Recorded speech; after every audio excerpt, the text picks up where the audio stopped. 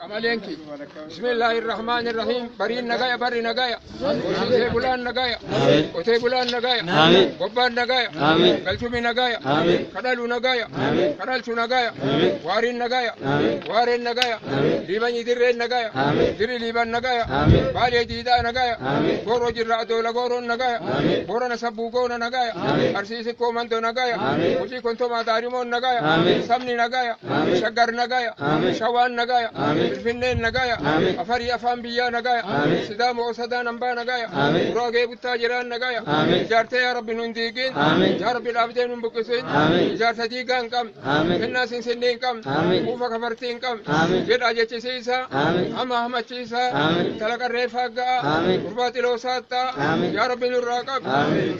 Intala martin gurmungen. Taherum tedi sajalanten. Taherum buli torba. Tagasi torbani. Karran sente hula ambad. Kabiro os.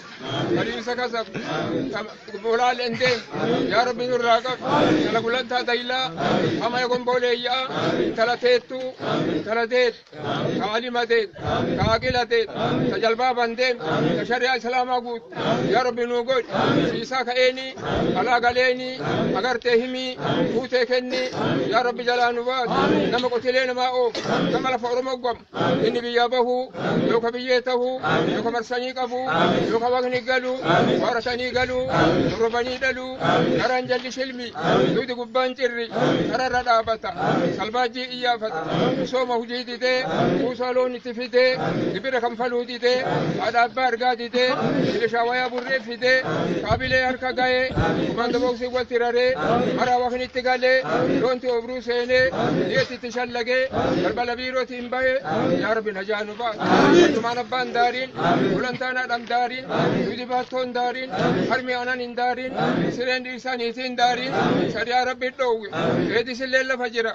Otu mallen gorsa kende. Abba warralle nam hinafa. Hadisa Qur'ana dowi. Echa bibi yasen.